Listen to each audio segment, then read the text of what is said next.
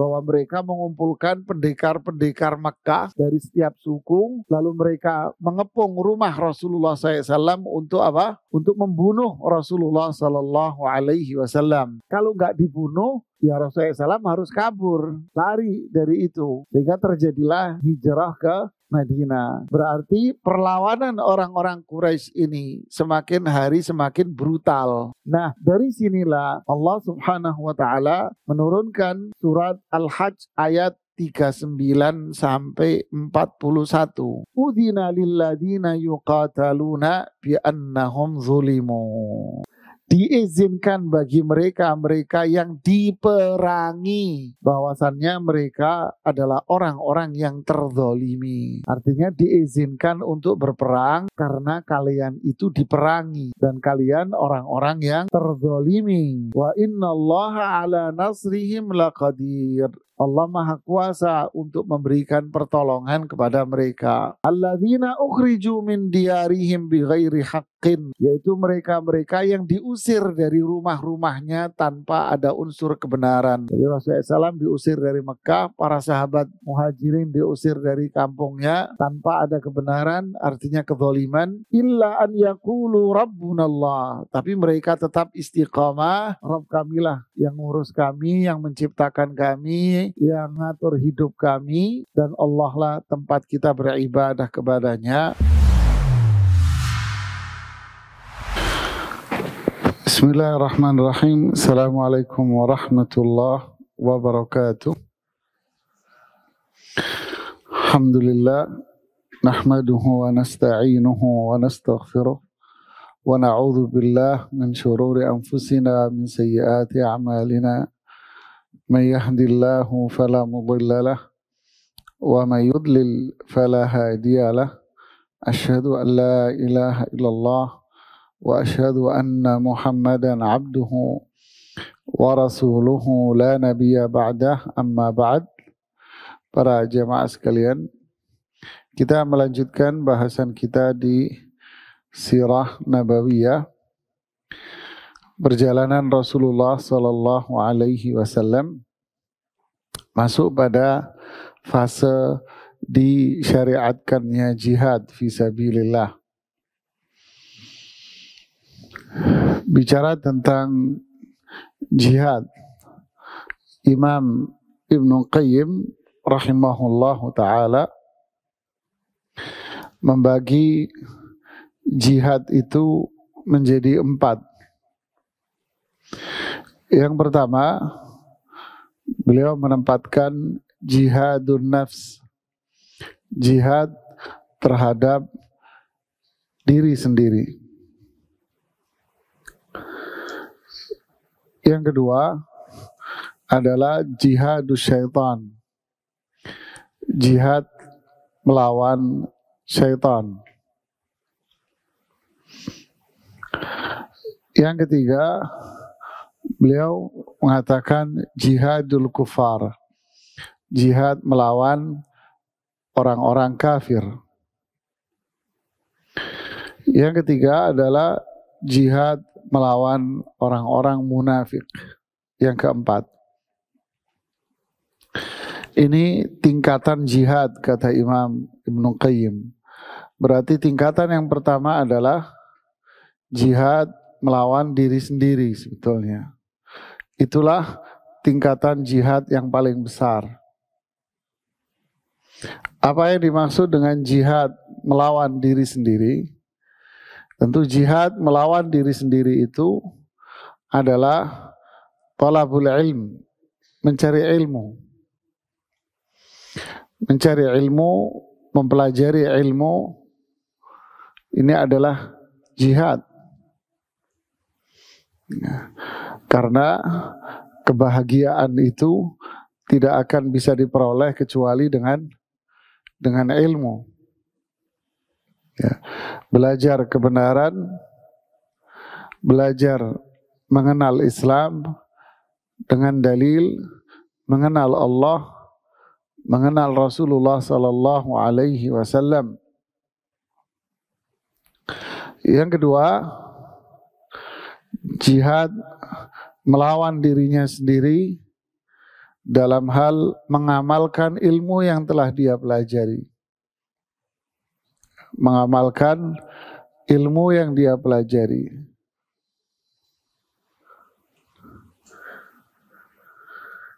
Yang ketiga, jihad dalam bentuk dakwah, ngajarin orang tentang kebenaran dan amalan dia. Setelah dia mengetahui, mengamalkan, dia ajarkan kepada orang lain. Jihad melawan dirinya sendiri. Yang keempat adalah sabar. Sabar dalam mencari ilmu, sabar dalam mengamalkannya, sabar dalam mengajari orang. Inilah kebahagiaan itu. Jihad melawan syaitan, yaitu jihad melawan syaitan dengan cara melawan syahwat dan melawan syubhat, ya, pemikiran-pemikiran atau niatan-niatan yang tidak beres. Kalau syahwat, dorongan hawa nafsu. Kalau syubhat, berkaitan dengan pemikiran-pemikiran yang keluar dari syariat Islam. Melawan syahwat dengan apa? Dengan iman. Melawan syubhat dengan sabar. Melawan syubhat, sabar. Sabar dalam melakukan ketaatan, meninggalkan maksiat, musibah. Itu dua tingkatan, yaitu tingkatan jihad terhadap diri sendiri dan jihad melawan syaitan. Nah, kita bicara masa peperangan di zaman Rasulullah Sallallahu Alaihi Wasallam. Bicara tentang peperangan di zaman Rasulullah SAW, itu para ulama sejarah dan para ulama hadis kerap kali menggunakan dua istilah. Istilah ghazwah dan istilah sariyah.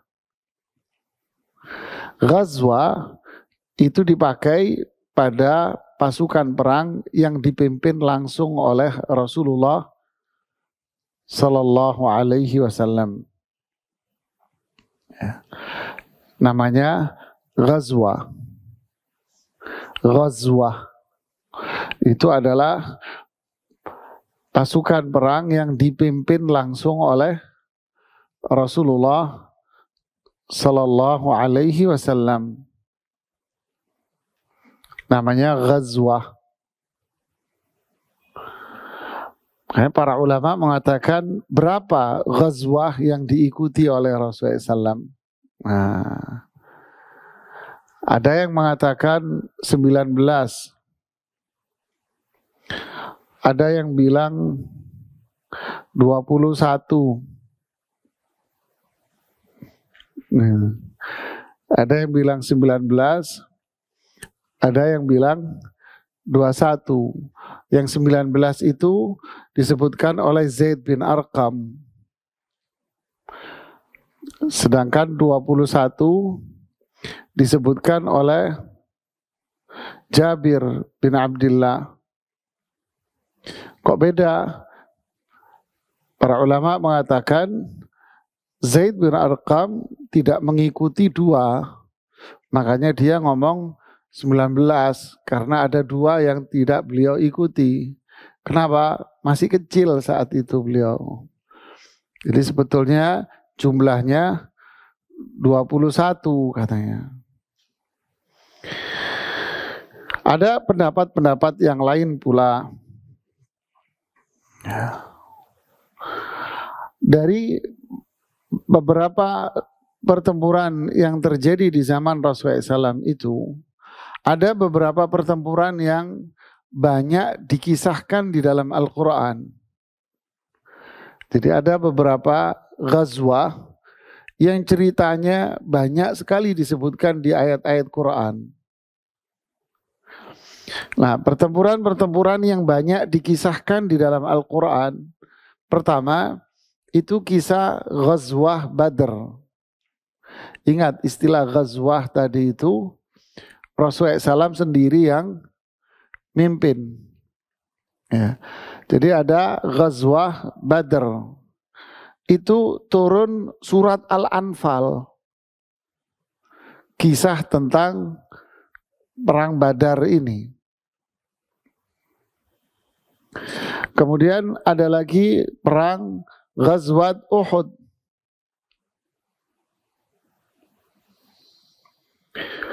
Cerita perang Uhud disebutkan di akhir surat Al-Imran.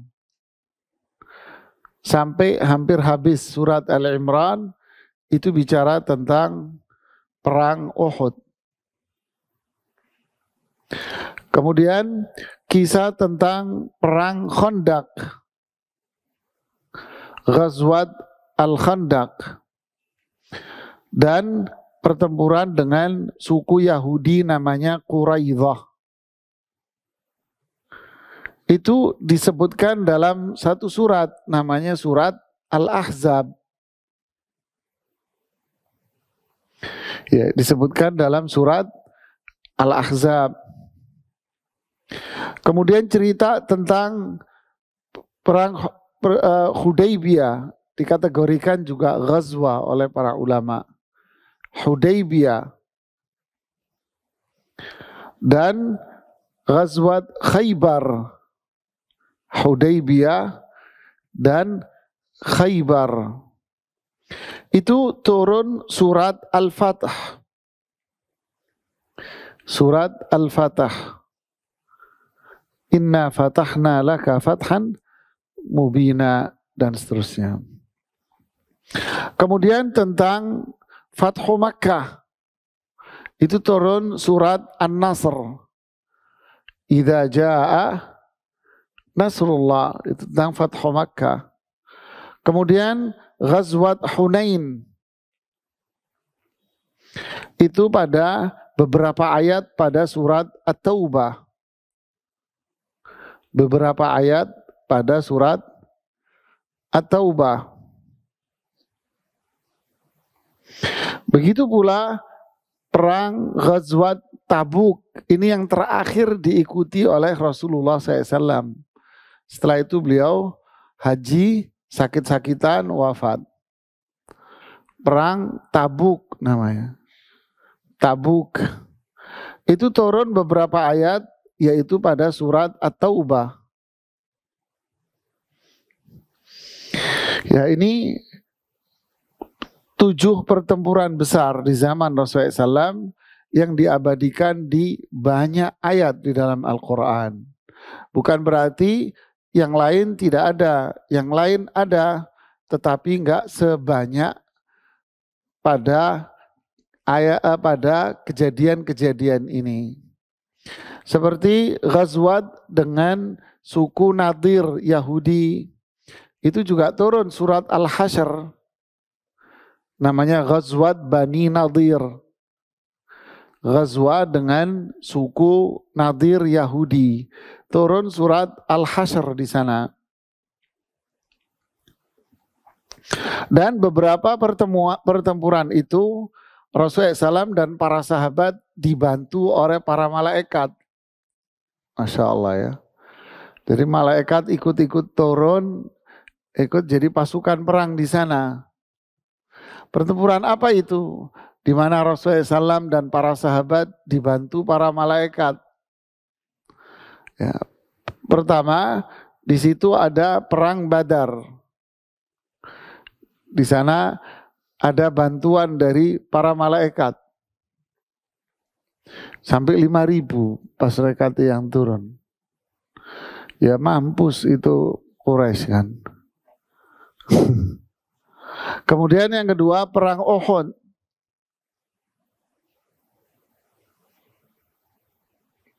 Kemudian yang ketiga perang Khandaq.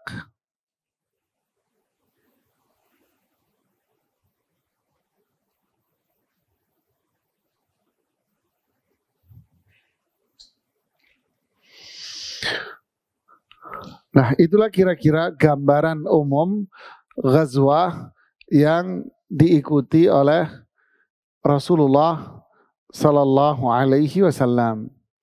Jadi kalau pertempuran yang besar yang diikuti oleh Rasulullah SAW, kalau kita urutkan dengan tahun itu ada perang Badar Al-Kubra. Nah, ini terjadi pada tahun ke-2. Ini gambaran umumnya. Kemudian yang kedua adalah perang Uhud. Ya, dia disebut perang Badar karena berada di tempat namanya Badar, tahun kedua Hijriah. Kemudian yang kedua adalah perang Uhud, disebut perang Uhud karena terjadi di bukit di gunung Uhud, tahun ke-3. Kemudian yang ketiga terjadi perang namanya perang Khandaq. Ya, atau disebut pula dengan Al-Ahzab di surat Al-Ahzab. Dia disebut Khandaq karena menggali parit. Disebut Ahzab karena perang melawan pasukan sekutu. Sekutu, ya.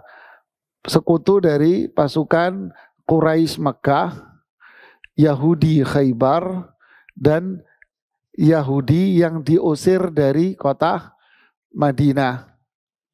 Ya, Yahudi yang diusir dari Madinah karena melanggar perjanjian itu yang kemarin, ya, mereka bikin pasukan sekutu ini, makanya disebut dengan Al-Ahzab, hizib-hizib sekutu. Disebut Khandaq karena Rasulullah SAW menggali Khandaq, itu tahun ke-5. Ya. Kemudian terjadi pula namanya perang perang Khaybar. Sebelumnya Hudaybiyah.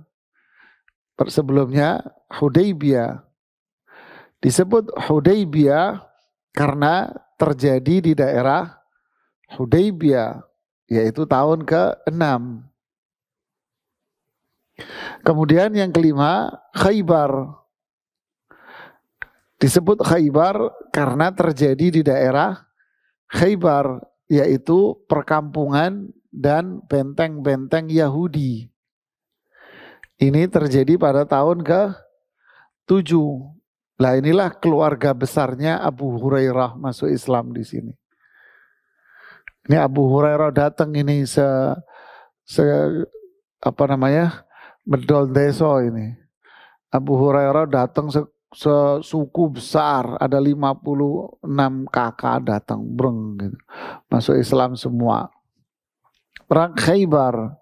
Kemudian yang ke-8 ada perang namanya, ini bukan ghazwah, namanya Sariyah. Ini Rasulullah tidak ikut, tapi sangat heroik sekali pertempurannya, walaupun Rasulullah tidak ikut. Ya, tapi yang diikuti oleh Rasulullah SAW habis Khaybar adalah Fathu Makkah, penaklukan kota Makkah. Ini Rasulullah SAW memimpin sendiri. Kemudian setelah itu yang ke-7 adalah Ghazwat Hunain, tahun ke-8. Disebut Hunain karena terjadi di daerah Hunain, nggak jauh dari tempat favorit jamaah Indonesia kalau umroh. Habis umroh biasanya ngambil ngambil ihram di mana? Mana Ibu? Selain Tan'im, satu lagi apa? Duh lupa saya pikir. Apa? Yang di Mekah.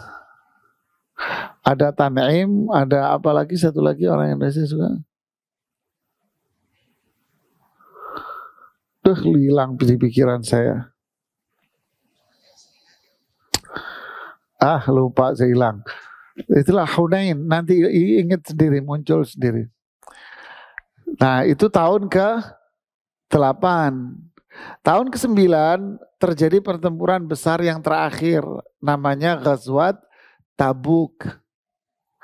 Dia disebut Ghazwat Tabuk karena terjadi di daerah namanya Tabuk. Jadi penamaan itu penamaan dengan apa? Tempat, tahun ke-9 itu.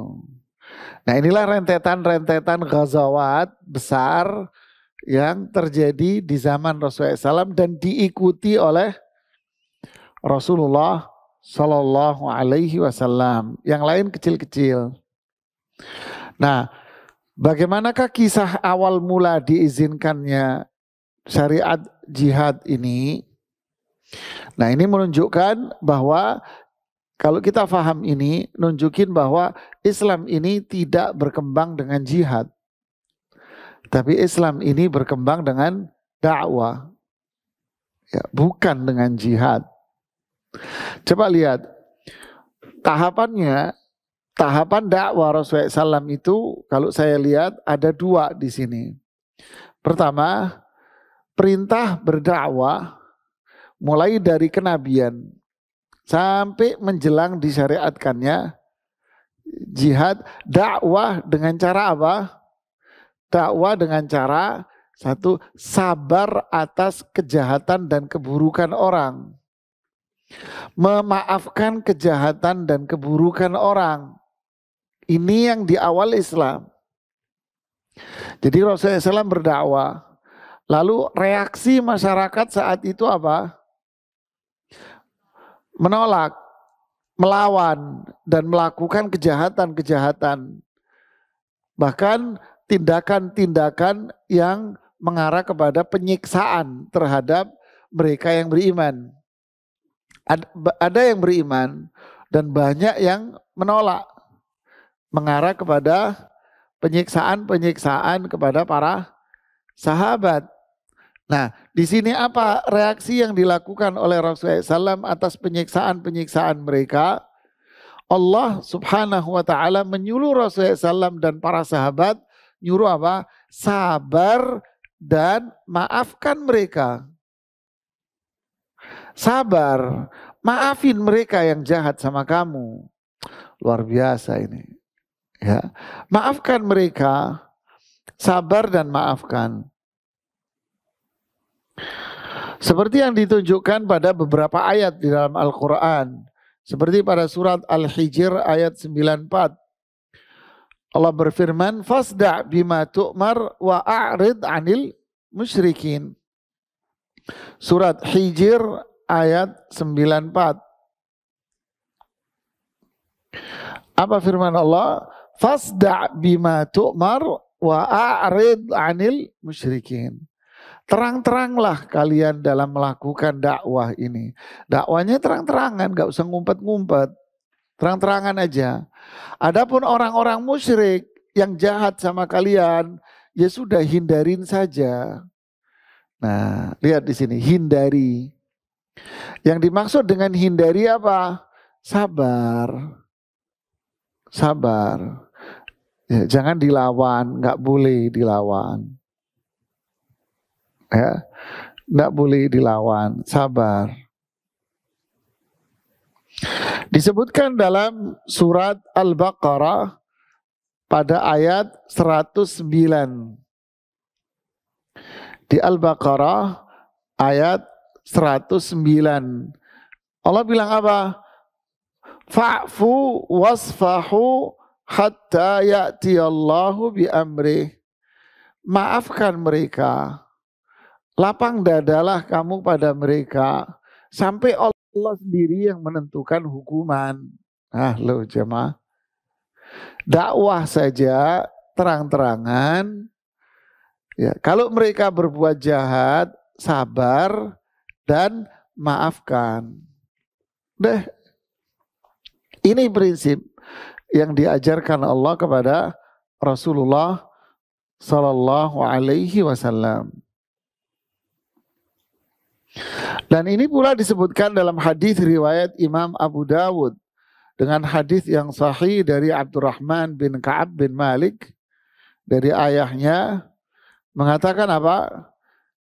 Bunyi hadisnya demikian. Kana Nabiyyu sallallahu alaihi wasallam hina qadimal Madinata wa ahluha akhlad. Ketika Rasulullah SAW masuk kota Madinah, penduduk Madinah itu beraneka ragam.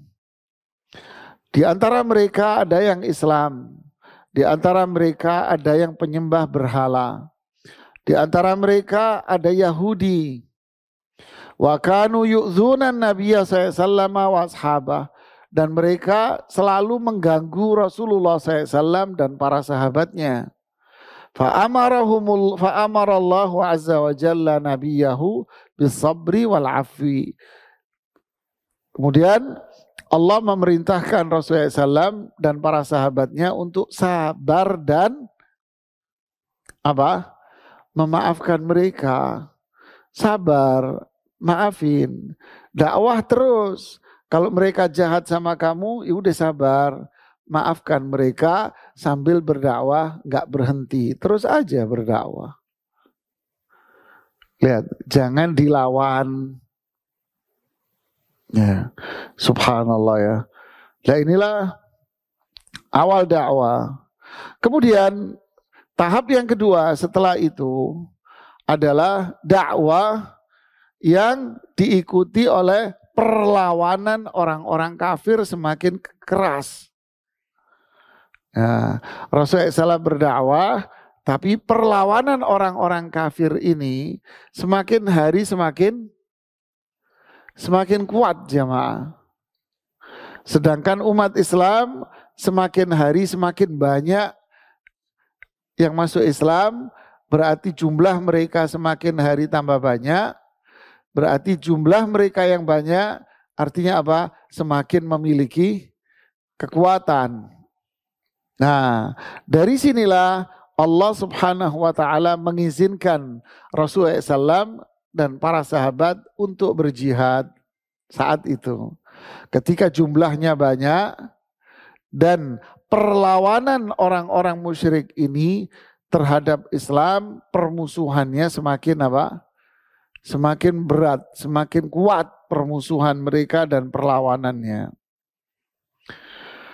Terlihat dari penjelasan para ulama dalam masalah ini, mereka mengatakan ketika orang-orang Quraisy itu semakin hari semakin menunjukkan perlawanannya terhadap Islam dan mereka ingin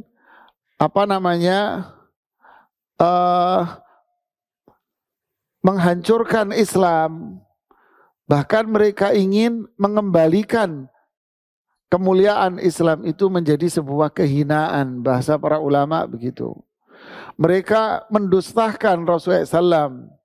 Bahkan mereka udah terang-terangan keinginan untuk membunuh Rasulullah SAW.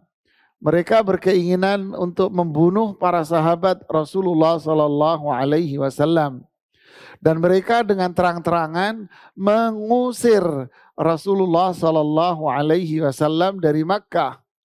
Maka sehingga terjadilah apa? Terjadilah hijrah ke Madinah. Karena diusir, mau dibunuh. Seperti kisah yang lalu bahwa mereka mengumpulkan pendekar-pendekar Makkah dari setiap suku, lalu mereka mengepung rumah Rasulullah SAW untuk apa? Untuk membunuh Rasulullah SAW. Berarti ini apa? Kalau nggak dibunuh, ya Rasulullah SAW harus kabur, lari dari itu. Sehingga terjadilah hijrah ke Madinah. Berarti perlawanan orang-orang Quraisy ini semakin hari semakin brutal. Ya, mereka keinginan untuk membunuh Rasulullah SAW dan para sahabatnya. Nah, dari sinilah, atas dasar inilah Allah Subhanahu wa taala menurunkan surat Al-Hajj ayat 39 sampai 41. Surat Al-Hajj ayat 39 sampai 41. Nah, ini dasar itu. Artinya apa? Sekali lagi bahwa Rasulullah SAW, para sahabat jumlahnya sudah mulai banyak, memiliki kekuatan. Dasar yang kedua adalah perlawanan yang dilakukan oleh orang-orang kafir ini semakin hari semakin brutal kalau bahasa kita. Ya, perlawanan mereka semakin kuat, sudah berkeinginan, bukan keinginan lagi, sudah action mereka untuk membunuh Rasulullah SAW, para sahabat, penyiksaan, pengusiran, mereka diusir dari tempat tinggalnya. Jadi kondisinya semakin berat.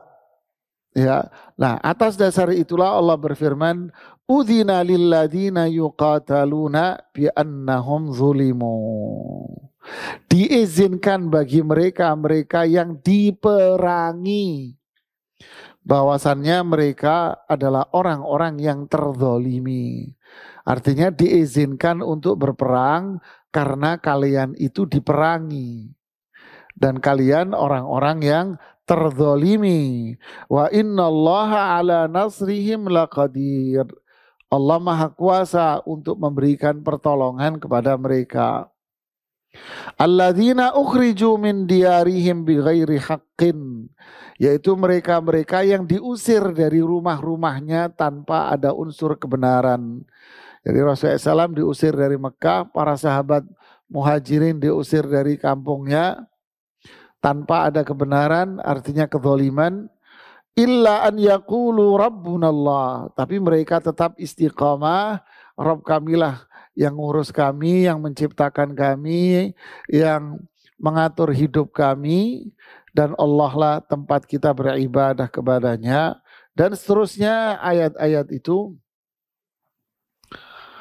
yang sampai pada ayat yang ke berapa? 41. Sehingga Imam Ibnu Katsir mengatakan ketika orang-orang musyrik itu melampaui batas, sudah kelewat batas sikap mereka permusuhannya, mereka mengusir Nabi SAW dari Makkah. Bahkan mereka sudah merencanakan dengan perencanaan yang matang untuk membunuh Rasulullah SAW. Mereka mengusir para sahabat Rasulullah SAW, sehingga sebagian dari mereka pergi ke Habasyah dan sebagian mereka pergi ke Madinah, hijrah semuanya. Nah, atas dasar inilah Allah Subhanahu wa taala mengizinkan para sahabatnya, mengizinkan Rasulullah SAW, mengizinkan para sahabat untuk melakukan apa? Jihad fi sabilillah. Ya, melakukan itu. Jadi tujuan jihad ini apa? Disebutkan oleh para ulama, fakana hadzal idznu bil qital li izalatil batiri wa dahdi baghyin. Jadi izin berjihad itu untuk menghilangkan kebatilan dan kezaliman yang dilakukan oleh orang-orang Quraisy kepada para sahabat, kepada Rasulullah SAW dan para sahabatnya. Untuk itulah Allah Subhanahu wa taala mengizinkan kepada Rasulullah SAW melakukan jihad.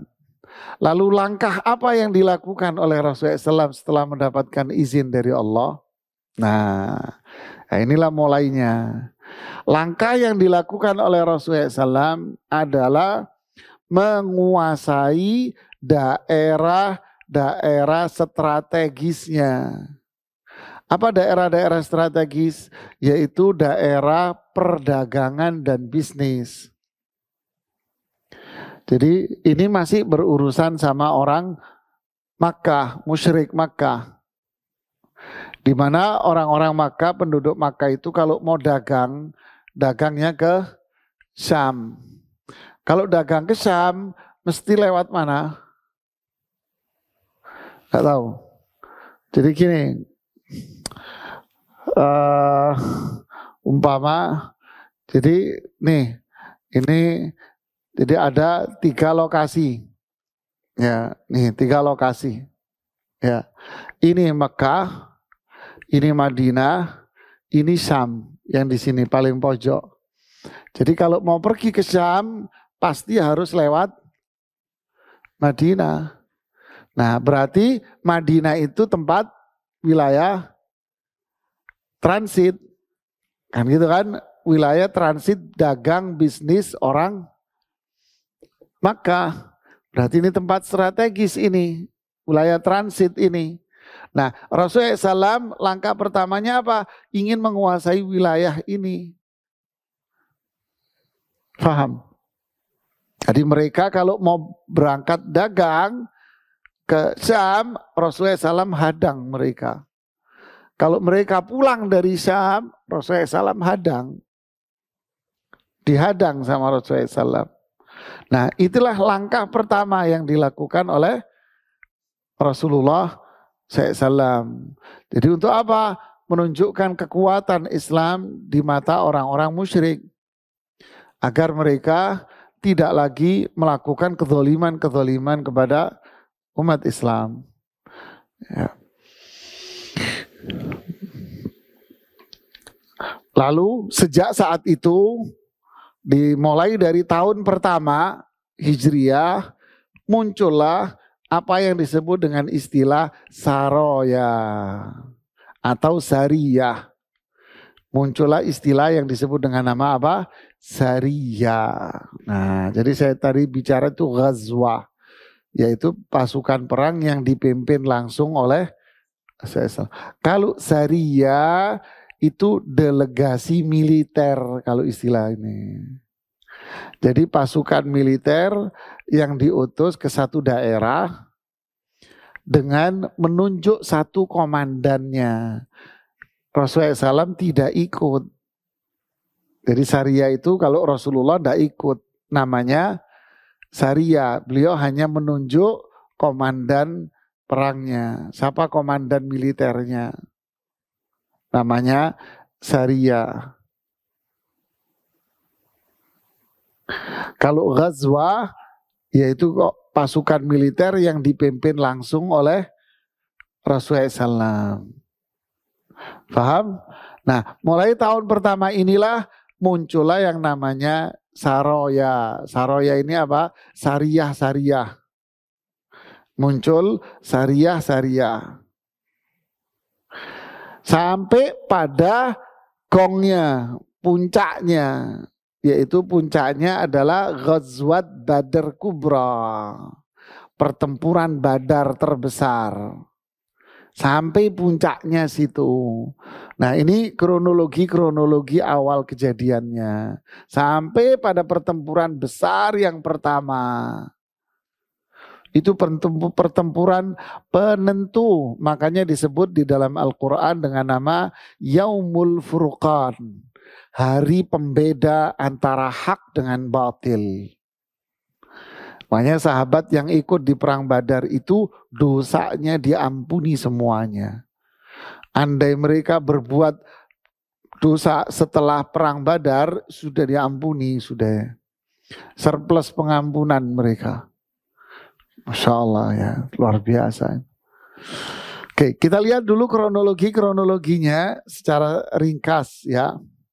Ada yang disebut dengan istilah Sariyah Saifil Bahr. Apa itu? Delegasi militer ke tepi pantai. Delegasi militer ke tepi pantai.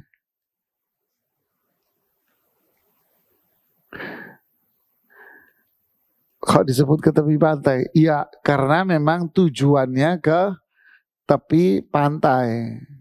Jadi kalau dari Madinah pergi ke tepi pantai, berarti arahnya kemana ini? Ke Jeddah. Ya, wallahu a'lam. Karena yang pantai yang ada hanya di Jeddah. Sariyah ini terjadi di tahun pertama Hijriah. Tahun pertama Hijriah di bulan Ramadan. Ingat, puasa belum disyariatkan lo ya. Tapi bulan-bulan Hijriah itu ada.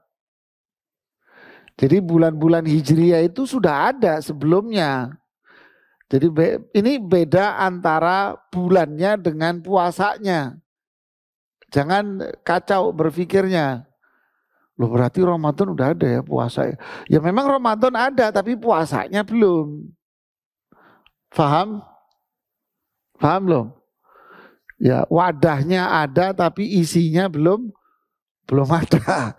Baru ada Ramadannya tok, puasanya belum.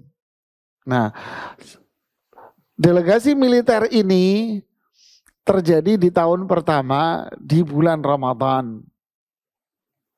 Berarti kira-kira 7 bulan setelah Rasulullah SAW hijrah. Jadi persis 7 bulan setelah Rasulullah SAW hijrah. Delegasi militer ini dipimpin oleh sahabat Hamzah bin Abdul Muttalib dengan membawa 30 orang ke daerah tepi pantai. Hamzah bin Abdul Muttalib komandannya dengan membawa 30 orang, dan Rasulullah SAW memberikan bendera warna putih. Kenapa putih? Enggak tahu saya. Dikasih bendera warna putih sama Rasulullah SAW. Yang bawa benderanya sahabat bernama Abu Mirsad. Abu Mirsad pakai sa, bukan pakai sin. Bukan Mirsad, tapi Mirsad. Ayo, repot. Mirsad. Ya, Mirsad. Ya, makan kambing dulu biar lancar. Mirsad.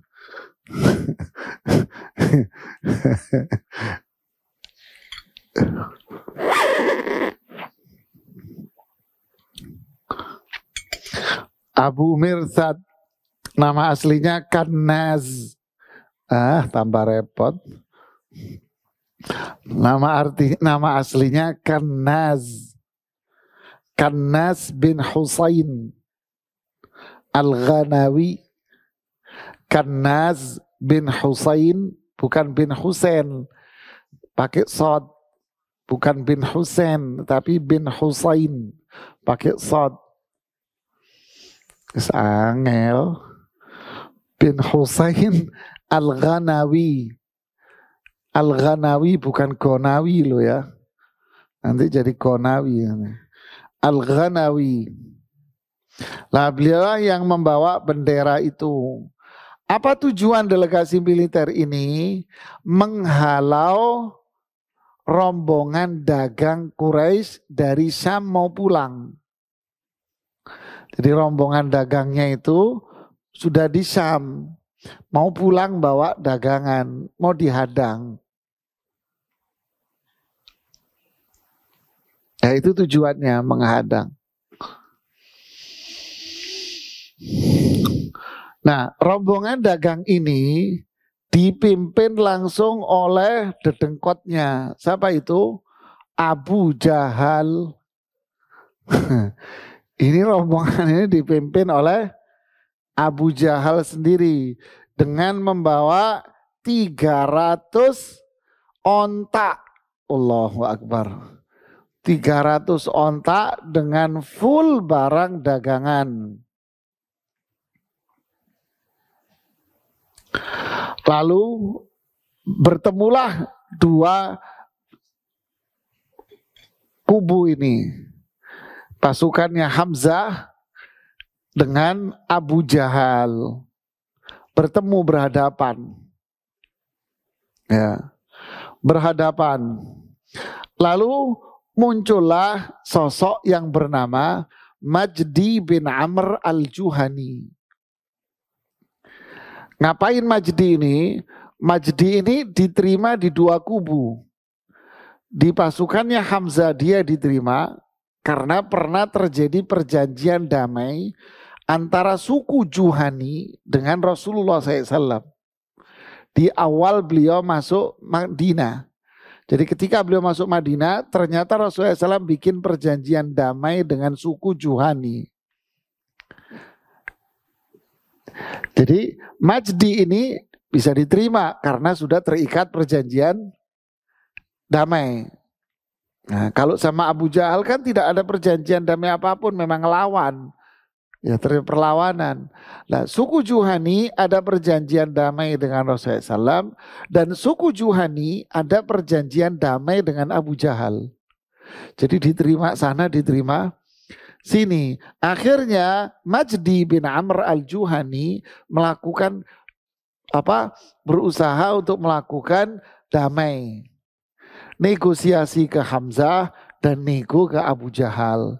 Dua-duanya mau menerima sehingga Abu Jahal diizinkan balik ke Makkah. Jadi kisah delegasi militer yang diutus ke daerah pesisir pantai tidak terjadi pertempuran apapun. Ini murni cerita sejarah kalau itu. Ya, paham? Oke.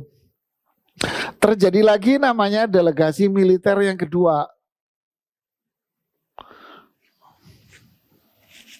Delegasi militer yang kedua yang dipimpin oleh Ubaidah bin Harith. Siapa Ubaidah bin Harith ini? Nama aslinya Ubaidah bin Harith bin Abdul Muttalib. Kalau Hamzah bin Abdul Muttalib, ini Ubaidah bin Harith bin Abdul Muttalib. Berarti apanya Hamzah?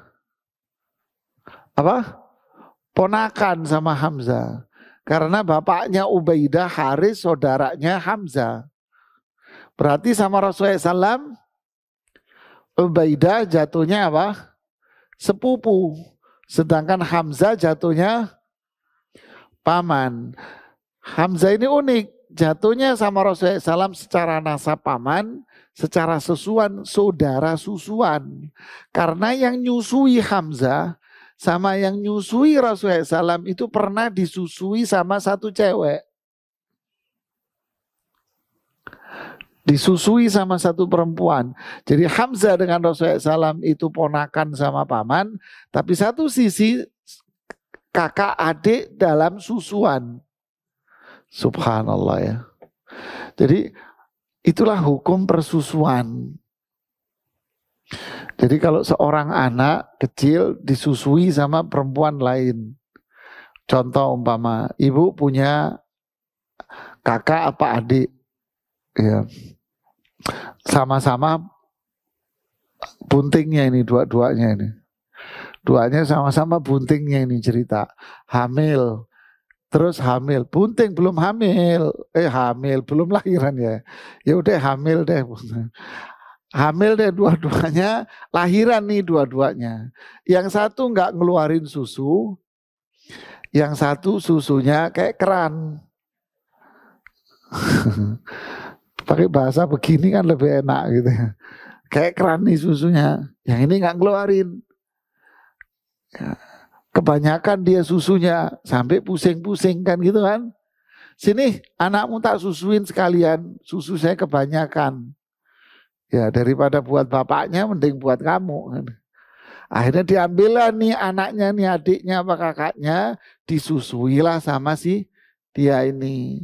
Nah, ketika disusuin sekali, 2 kali, 3 kali, ya kan, 4 kali, 5 kali, maka jadilah anak ini jadi apa? Anak ini jadi apa? Anak ini jadi apa? Anak ini. Jadi anaknya dia.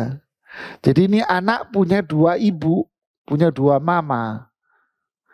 Ya, mama yang satu, Umi yang satu, Umi ngelahirin, Umi rahim. Yang satu Umi adalah Umi susu. Ini yang lahirin, ini susunya. Jadi 2 mama dia. Saudaranya banyak dia bakal. Saudara kandung dari uminya mamanya yang melahirkan. Saudara dari ibu yang nyusui dia namanya saudara susuan. Nah, saudara susuan itu tidak boleh saling menikah. Tapi tidak ada waris mewarisi. Urusan duit nggak dapat duit, tapi nggak boleh menikah. Ya ini faedah sisi hukum lah. Jadi Sariyah Ubaidah bin Harith. Ubaidah bin Harith diutus oleh Rasulullah SAW ke daerah namanya Rabigh. Itu daerah antara Makkah, Madinah. Rabigh itu Ya, Rabigh itu dari Mekah kira-kira 183 kilo. Dari kota Mekah 183 kilo, terjadi di bulan Syawal. Terjadi di bulan Syawal, 8 bulan setelah Rasulullah Sallallahu Alaihi Wasallam hijrah. Nah, sama tujuannya menghalau apa? Rombongan dagang. Ya, dipimpin oleh Ubaidah bin Harith. Makanya disebut delegasi militer Ubaidah. Nah, tapi di sini sama kisahnya, tidak terjadi apa? Pertempuran apapun, nggak terjadi apa-apa di sini. Ya, nggak terjadi apa-apa di sini, pulang lagi. Ada lagi delegasi militer yang dikenal dengan nama delegasi militer Sa'ad bin Abi Waqqas. Kenapa? Karena yang memimpin delegasi militernya sahabat Sa'ad bin Abi Waqqas. Terjadi di bulan Dzulqa'dah. Ya, di bulan Dzulqa'dah, masih tahun pertama. Di daerah namanya Kharrar. Daerah namanya Kharrar. Ini enggak jauh dari Rabigh tadi itu. Sama, ini tidak terjadi pertempuran apa-apa. Pulang lagi. Ya, dia pulang.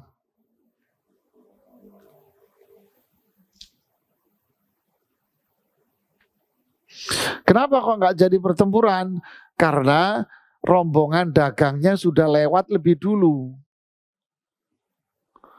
Ya, sudah lewat lebih dulu. Ini datang, mereka sudah lewat, terus nggak terjadi apa-apa.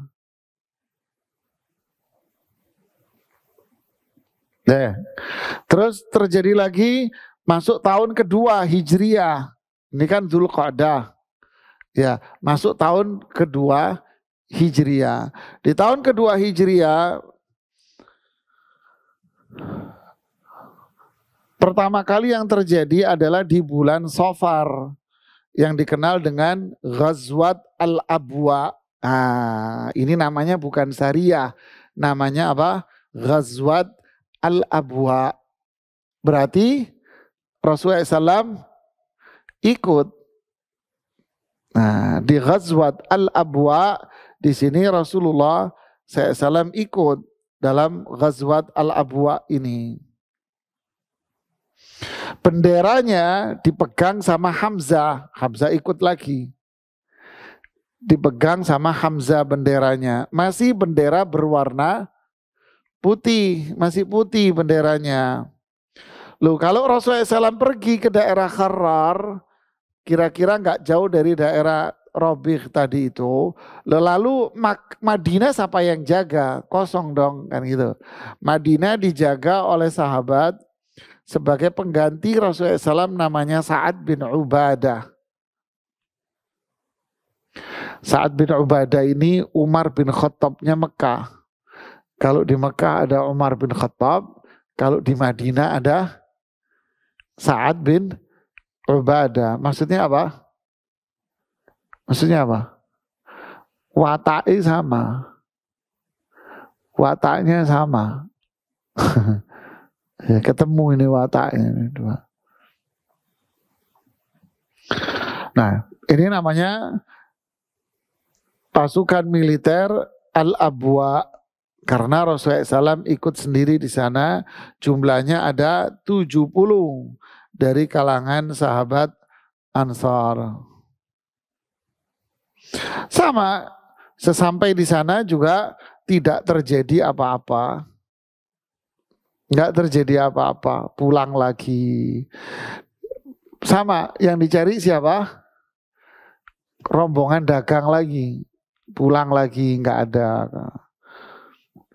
Ada lagi Ghazwat Buat, namanya Buat, pakai tok. Ghazwat Buat, pakai tok nih. Buat ini di mana? Buat ini kalau sekarang namanya daerah Yanbu'. Sekarang ada nama kota namanya Yanbu'. Agak jauh. Daerah Yanbu'. Ini daerah pegunungan. Daerah-daerah pegunungan. Ghazwat Buat terjadi pada bulan Rabiul Awal. Tahun 2 Hijriah. Rasulullah SAW membawa 200 sahabat. Dan bendera putihnya dibawa oleh Sa'ad bin Abi Waqqas radhiyallahu ta'ala anhu. Sama tujuannya adalah apa? Menghalau rombongan dagang Quraisy yang dipimpin oleh Umayyah bin Khalaf, ex majikannya siapa? Bilal, yang nyiksa Bilal, mantan majikannya Bilal ini, Umayyah bin Khalaf al-Juhani. Dia membawa 100 orang Quraisy, bawa 100 orang, rombongannya 100 orang. Dengan membawa 2.500 onta full dengan barang dagangan.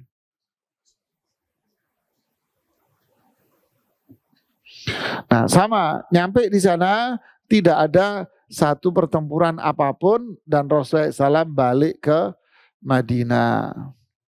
Begitulah jamaah, rentetan-rentetan ini terjadi terus.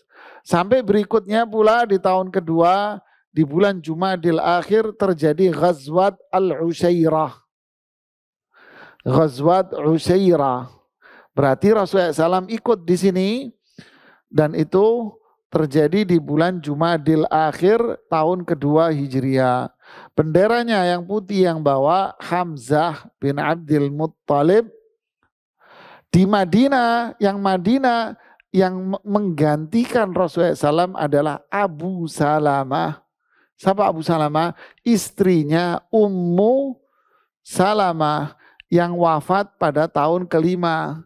Lalu istrinya Ummu Salamah dinikah oleh Rasulullah Sallallahu Alaihi Wasallam.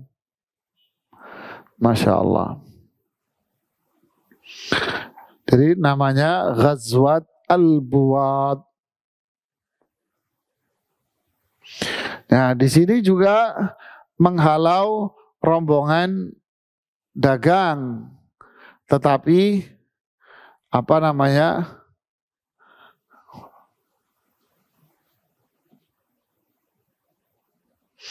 Tapi rombongan dagang yang dihalau oleh Rasulullah SAW ini bukan mereka yang dari Syam, tapi mereka yang mau berangkat. Kalau tadi itu mau pulang. Kalau yang buat ini mereka mau berangkat ke Syam, dihalau oleh Rasulullah Sallallahu Alaihi Wasallam, tapi nggak ketemu. Rombongannya sudah berangkat. Nah, rombongan ini dipimpin oleh Abu Sufyan. Nah, rombongan dagang inilah yang menjadi sebab terjadinya perang Badar yang besar itu.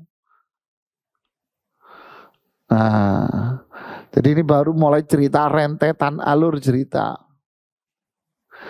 Jadi perang Badar Kubra itu mulainya dari mana? Dari ini rentetan-rentetan ini.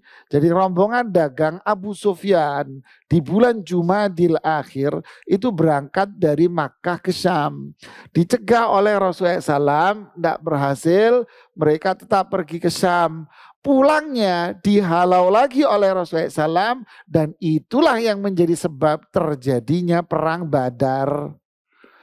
Berangkatnya Jumadil Akhir, pulangnya Ramadan. Makanya terjadinya perang Badar itu di bulan Ramadan tahun kedua karena menghalau rombongan dagangnya Abu Sufyan. Itu ceritanya jemaah.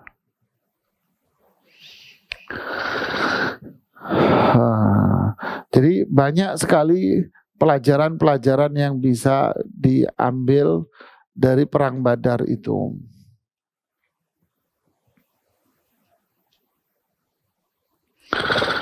Ada lagi pertempuran namanya Perang Badar Kecil di daerah Safawan. Perang Badar Kecil, Rasulullah SAW yang memimpin sendiri, ghazwah namanya, Ghazwat Safawan. Ya, ini Rasulullah SAW yang memimpin sendiri di daerah Badar, tapi tidak terjadi apa-apa, kemudian balik lagi. Nah, yang menjadi pemicu lagi adalah perang pasukan yang dipimpin oleh Rasulullah SAW ke daerah Nakhlah. Daerah Nakhlah ini daerah dekat dengan Mekah. Nah, di situ terjadi pertempuran yang dipimpin oleh Abdullah bin Jahsh. Siapa Abdullah bin Jahsh? Abdullah bin Jahsh ini kakaknya Zainab bintu Jahsh. Siapa Zainab bintu Jahsh? Istri Rasulullah Sallallahu Alaihi Wasallam. Ini saudaranya. Zainab bintu Jahsh, istri Rasulullah SAW, yang dimana pernikahannya itu Allah yang menikahkan langsung dengan Zainab ini. Jadi Rasulullah SAW dinikahkan langsung oleh Allah dengan Zainab bintu Jahsh. Maksudnya apa? Pernikahan tanpa ijab qabul, tanpa wali, tanpa sapa-sapa. Jibril turun membawa ayat, dibacakan wazawwajnakaha, isi ayatnya. Dan kami, yaitu Allah, telah menikahkan kamu wahai Muhammad dengan dia, Zainab. Jadi Allah sudah menikahkan kamu dengan Zainab. Akhirnya apa? Dikasih tahu sama Zaid bin Haritha. Zaid bin Haritha ini mantan istrinya. Mantan suaminya Zainab, mantan suaminya. Jadi cerai, cerita panjang lah. Jadi mantan suaminya memberitahu, saya malu memberitahukan kepada dia, saya memberitahukannya sambil membelakangi punggung saya. Ngasih tahu bahwa Allah sudah menikahkan kamu dengan Rasulullah SAW, dan sebentar lagi Rasulullah SAW akan datang menemuimu. Saat Zaid bin Haritha datang, Zainab lagi bikin roti, bikin kue, bikin makanan. Karena Zainab ini terkenal sosok wanita yang doyan masak. Hobi masak. Jadi kalau masak, tapi bukan untuk dimakan sendiri. Kalau habis masak dia capek, dikasih orang semua, dibagi-bagiin. Itulah Zainab. Jadi ketika beliau dikasih tahu lagi masak daging, lagi masak roti, gitu. Kemudian dikasih tahu bahwa Rasulullah SAW akan mendatangimu dan Allah sudah menikahkan denganmu. Kata Zainab apa? Saya tak sholat dulu. Dia bangun sholat, artinya mencari apa? Istikharah, ketenangan hatinya dia. Kemudian Rasulullah datang, langsung masuk ke dalam kamarnya Zainab. Kata Zainab kepada istri-istri Rasulullah SAW yang lain, taftakhir biha, dengan membanggakan dirinya. Kalian itu dinikahkan sama ayah-ayah kalian. Saya dinikahi langsung sama Allah. Gitu. Kata Aisyah, tidak ada istri Rasulullah SAW yang aku cemburui. Yang aku cemburi cuma Zainab doang, kata dia. Padahal juga cemburu sama Hafsah gitu ya. Ya. Subhanallah. Nah inilah namanya Zainab bintu Jahsh. Luar biasa ya. Kayak apa ya cewek ini begitu ya. Sampai Allah yang menikahkan sendiri. Jangan macam-macam sama perempuan begini ya.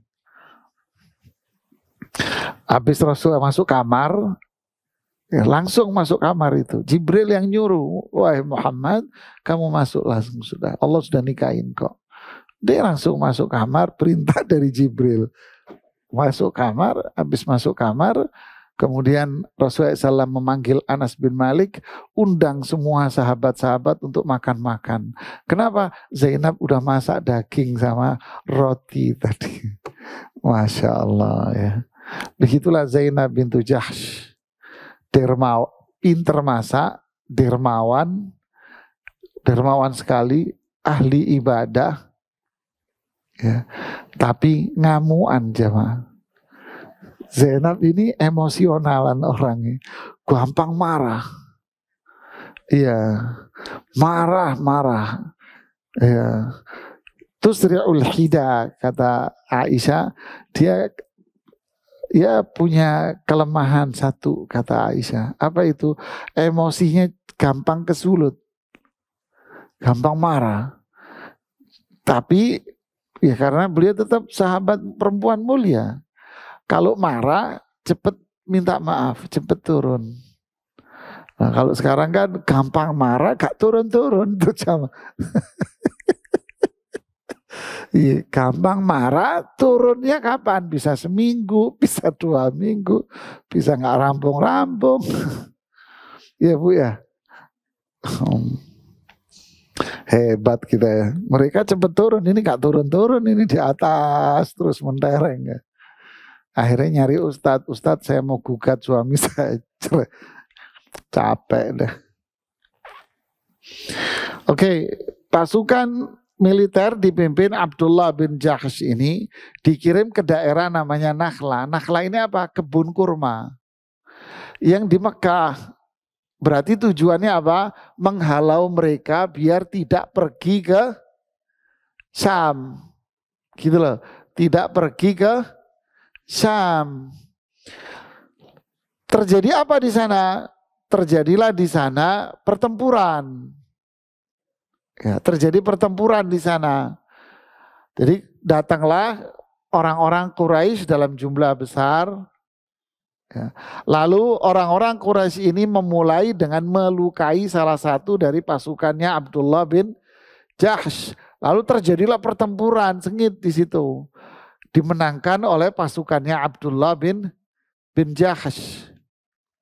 Ya, dimenangkan pasukan Abdullah bin Jahsh dan semua barang-barang yang dia bawa, onta, barang dagangan yang dia miliki semuanya dirampas jadi rampasan perang. Itulah rampasan perang yang pertama dalam Islam. Nah, itu rampasan perang yang pertama dalam Islam dan banyak yang terbunuh dari mereka dan ada yang masuk Islam pula dari tokoh-tokoh mereka itu.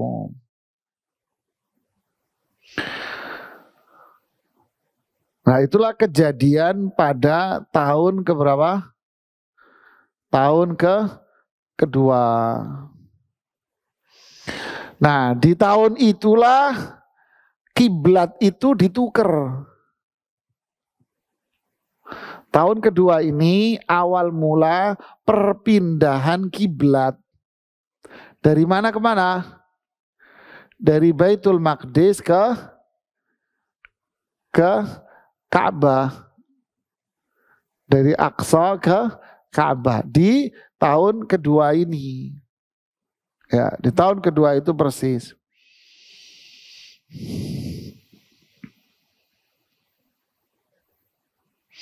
Jadi tahun kiblat itulah mulai tahun tahun kedua ini mulai pindah kiblat. Kiblatnya mengarah ke Baitul Maqdis.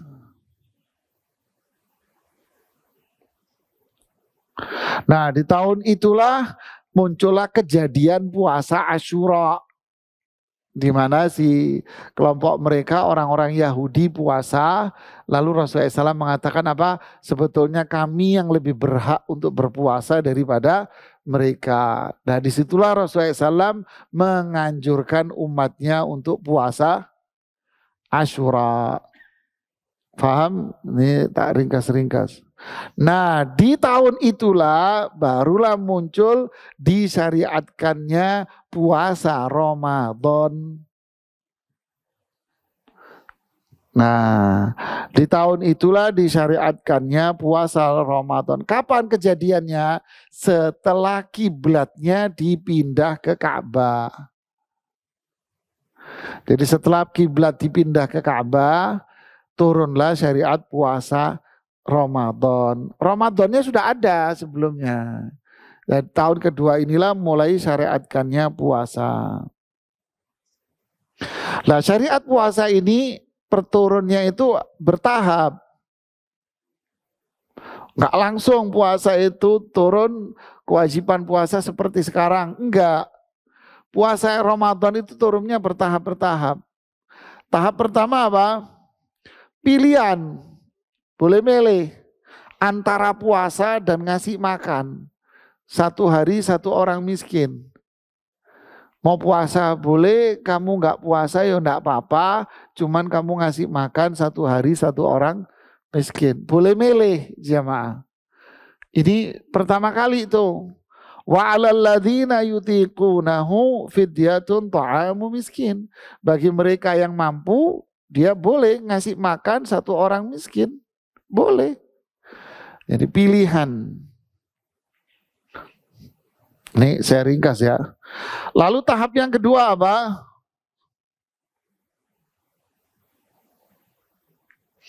Yang kedua, tahap kedua adalah puasa. Dan puasanya adalah idza aftara ahaduhum innama yahillu lahul aklu wa syurbu ila salatil isya au yanama qabla dzalik. Jadi puasanya apa? Puasa, kemudian maghrib tiba, dia boleh buka maghrib. Maghrib dia boleh makan, boleh minum, boleh menggauli istrinya sampai isya saja. Tok. Wah, alhamdulillah ya kita nggak sampai begini ya. Sampai isya aja gitu ya. Habis isya puasa lagi. Sampai waktu ya udah 14. Ya sampai apa ini? Auyana mafamata. Ya sampai maghrib lagi. Ilalailil qabilah sampai malam berikutnya. Udah. Sampai maghrib lagi. Nah, awal mula ini tahap kedua nih. Ya. Nah, tahap kedua ini dibatalkan hukumnya gara-gara ada seorang sahabat pulang ke rumah sebelum maghrib. Istrinya nyiapin makanan buat buka. Ketiduran nih jamaah. Nih sahabat ini ketiduran nih jamaah. Bangun-bangunnya sudah lewat isya. Ya wassalam. Ya nggak dapat makan kan. Besoknya ketemu Rasulullah udah loyo banget sudah. Nah, dari situlah muncullah puasa tahap ketiga yang seperti sekarang ini. Ya, alhamdulillah nih sahabat tiduran. Alhamdulillah Allah memberikan syariat kepada kita apa nikmat besar. Kita puasa sampai maghrib. Makanya turunlah ayat apa? Uhilla lakum lailatas siyamir rafathu ila nisaikum. Malam hari udah boleh deh kamu menggauli istrimu dan seterusnya. Makan, minum enggak apa-apa deh. Ya, berarti Allah ini sayang sama kita dengan hukum-hukum syariahnya. Ya. Nah, inilah para jemaah awal mula apa? Puasa. Jadi kiblat. Jadi sebelumnya kiblat itu kemana? Baitul Maqdis. Loh, waktu pertama kali disyariatkan iya sejak dari Makkah. Cuman waktu di Makkah itu kan bisa sekaligus ngadep Ka'bah sekalian ngadep Baitul Maqdis kan bisa. Loh, Ka'bahnya kan kota, dia bisa berada di tepi mana aja kan. Oh, Baitul Maqdisnya sono, ya dia bisa ngadep sini. Oh, Baitul Maqdisnya sono, dia bisa ngadep sininya. Jadi bisa dapat dua-duanya. Ketika hijrah ke Madinah, ya enggak bisa. Karena arahnya kan berlawanan. Baitul Maqdisnya sono, Ka'bahnya kan sebelah sana. Ngadepnya ke Baitul Maqdis, sana. Lalu dipindah, berarti balik benar-benar ke arah Ka'bah. Nah, di tahun kedua kiblatnya dipindah, syariat puasa Ramadan turun. Yang ketiga, zakat diwajibkan di tahun ini. Nah, zakat diwajibkan di sini tahun kedua. Ini masih tahun kedua ini. Kunna nu'ti shadaqatal fitri qabla an tanzilaz zakat. Dulu kami bayar sedekah fitrah sebelum adanya zakat. Tapi setelah zakat ya diwajibkanlah zakat di sini. Makanya di dalam Bukhari Muslim, farada Rasulullah SAW zakat al-fitri, Rasulullah SAW mewajibkan zakat fitrah sekian gitu kan. Kemudian zakat mal juga dan seterusnya. Nah, itulah rentetan-rentetan yang terjadi di awal tahun. Dan rentetan-rentetan tadi itu delegasi-delegasi militer itulah yang menjadi pemicu terjadinya perang Badar. Yaitu delegasi militer, bukan delegasi militer, rombongan dagang. Nah, awal mulanya itu menghalau rombongan dagang aja. Nunjukkan bahwa umat Islam. Tapi dengan terjadinya pertempuran kecil di daerah Nakhla, Nakhla itu kebun kurma. Jadi terjadi pertempuran kecil di kebun kurma dengan jumlah pasukan Abdullah bin Jahsh sedikit dan mereka banyak, terus mereka kalah. Ini menjadikan membangun image baru di mata orang-orang Quraisy Makkah bahwa Rasulullah SAW dan para sahabatnya ternyata sudah memiliki kekuatan. Jangan macam-macam. Ini loh kekuatan kita yang besar. Gitu. Nah, dari situ muncul perang Badar Kubra yang paling besar, yang memiliki keutamaan yang begitu dahsyat dan banyak pelajaran-pelajaran yang bisa kita ambil dari terjadinya perang Badar. Nanti akan kita kisahkan pada pertemuan berikutnya. Jadi habis rentetan semua endingnya perang Badar ini, itulah terjadi yang disebut dengan Yaumul Furqan, Yaumal Furqan, Yaumal Taqal Jam'an di Al-Quran. Itulah hari Al-Furqan, pembeda antara tauhid dengan syirik. Bertemunya dua pasukan, ya, perang Badar, yaitu pada tanggal 17 Ramadan, puasa jamaah ya. Masya Allah, gimana ya. Terus sekarang tidurnya orang puasa ibadah katanya jamaah. Ngaco, bener ngaco bener. Tidurnya orang puasa katanya apa? Ibadah, ya turut jamaah tidur akhir. Ya, ini yang bisa saya sampaikan. Nanti kita lanjutkan pada kisah berikutnya.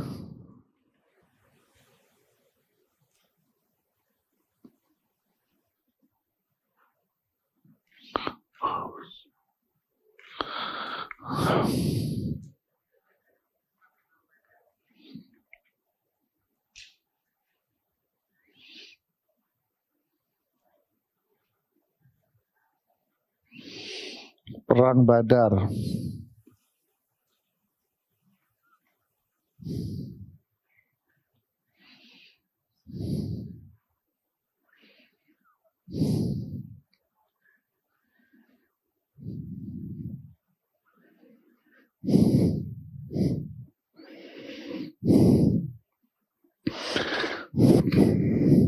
Kayaknya nggak ada pertanyaan ya. Mau nanya apa? Gitu, bingung. Oh ya, ada yang nanya, Pak.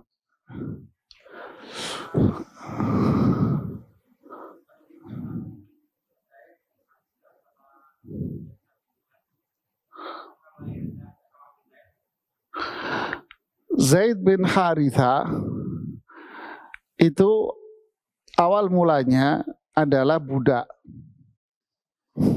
lalu dibebaskan, ya, dibebaskan. Kemudian awalnya itu milik siapa namanya? Milik Aisyah, Pak. Milik Khadijah.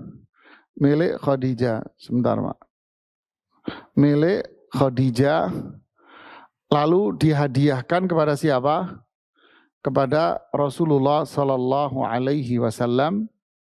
Kemudian sama Rasulullah Sallallahu Alaihi Wasallam itu dibebaskan. Jadi bebas sudah. Sedangkan Zainab bintu Jahsh ini keturunan Quraisy. Sedangkan Zaid bin Haritha ini apa? Mantan budak. Nah, Rasulullah SAW ingin membuang diskriminasi ini. Islam ingin membangun kesamaan, tidak ada diskriminasi lagi. Ya. Lalu dinikahkanlah, dilamarlah Zainab. Zainab dilamar, Rasulullah SAW yang lamar. Buat siapa ya Rasulullah? Buat Zaid. Zainab tidak mau, nolak. Nggak mau dia. Nggak. Rasulullah SAW mengatakan, fankihi, kamu harus nikah sama dia. Apakah ini perintah ya Rasulullah? Iya. Kalau gitu saya mau menikah. Allahu Akbar. Perintah Rasulullah SAW. Nikahlah. Pernikahan terjadi kira-kira kalau nggak salah 1 tahun. Setahun berjalan, Zaid datang. Terjadi keributan berdua. Ribut-ribut, berantem. Zaid datang, minta izin kepada Rasulullah SAW untuk menceraikan Zainab. Rasulullah menolak, jangan dicerai. Lalu turunlah ayat, wa tukhfi fi nafsika mallahu mubdihi. Ya. Jadi amsik alaika zaujataka wattaqillah wa tukhfi fi nafsika mallahu mubdihi. Ketika engkau mengatakan, wahai Muhammad, jangan kamu cerai istrimu. Padahal kamu menyembunyikan sesuatu di dalam hatimu yang tidak kamu ungkapkan. Allah yang membuka isi hatimu, wahai Muhammad. Kamu itu suka sama Zainab. Tapi kamu melarang Zaid untuk menceraikannya. Akhirnya bercerailah Zaid. Zaid bercerai, Rasulullah SAW datang melamar Zainab. Bukan ngelamar ya, ya Allah yang nikahin. Begitu. Apakah pernikahan Zaid dengan Zainab ini punya Usama? Bukan. Usama ibunya namanya Ummu Aiman. Ya. Jadi ibunya namanya Ummu Aiman. Bukan, Pak. Jadi itulah menarik perkawinan Rasulullah SAW dengan Zainab bintu Jahsh radhiyallahu ta'ala anha. Ahlul jud katanya, perempuan yang paling dermawan, perempuan yang paling perempuan paling dermawan dari perempuan yang paling ahli ibadah.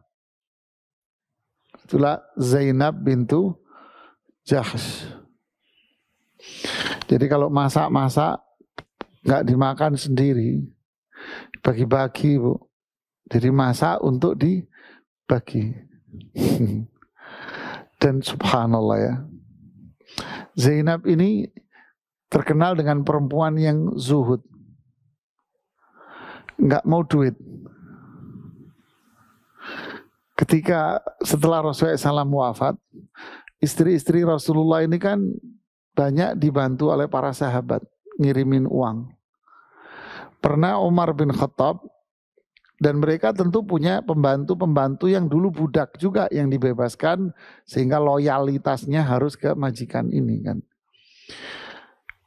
Ada pembantunya, Umar bin Khattab ngirimin duit 400.000 dirham kalau nggak salah. Gede, Pak. Dikasih oleh pembantunya, ini Umar bin Khattab ngasih duit buat Anda. Apa jawabannya? Allahumma gfir li Umar ibn al-Khattab. Ya Allah ampuni dosanya Umar bin Khattab. Tahu maksudnya? Ngapain ngirim anak duit? Semoga Allah ngampuni dosa kamu. Allah Akbar. Terus ngomong sama pembantunya, ambilin kain. Kan duitnya ditaruh di tempat kain gitu, dibuka. Ambilin kain. Ambil kain, ibaratnya begini, ini duitnya ya, tempat duit. Ambilin kain. Lalu duitnya ini ditutupi kain sama Zainab. Nah, terus ngomong sama pembantunya, masukkan tanganmu ke dalam kain ini, ambil sesuka kamu. Kenapa? Kalau kebuka ngambil gini, oh, kebanyakan. Kan gitu kan? Kebanyakan tutup. Deh, terserah kamu mau ngambil berapa. Tangan saya masukkan, saya ngambil, saya bagi, saya ngambil, saya bagi, saya ngambil, saya bagi, saya ngambil, saya bagi. Terus begitu diambil sampai esok harinya. Saya pengen tahu, ini kayaknya udah habis atau masih ada. Dibuka. Saya buka, masih tersisa 30-an lagi, 30.000 lagi. Masya Allah, berkah duitnya. Kata beliau apa? Katakan kepada Umar ibnul Khattab, lain kali nggak usah ngirim-ngirim duit lagi. Rabuto aku duitnya. Masya Allah ya, luar biasa Jawa. Dan sejak Rasulullah SAW wafat, beliau tidak pernah keluar rumah sekalipun, tidak pernah.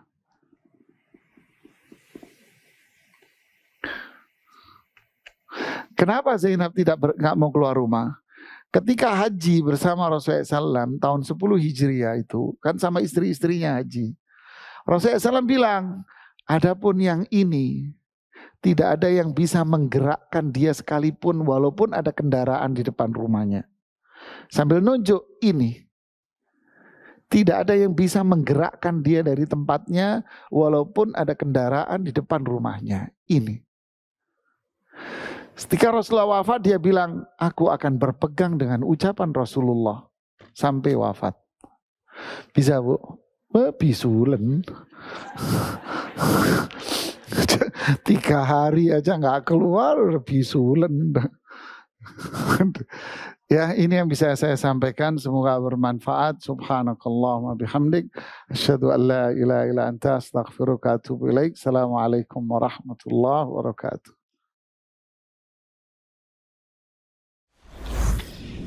Jazakumullah khairan, barakallahu fikum. Video ini dibuat atas partisipasi dari donasi Anda. Semoga menjadi amal jariah bagi Anda semuanya.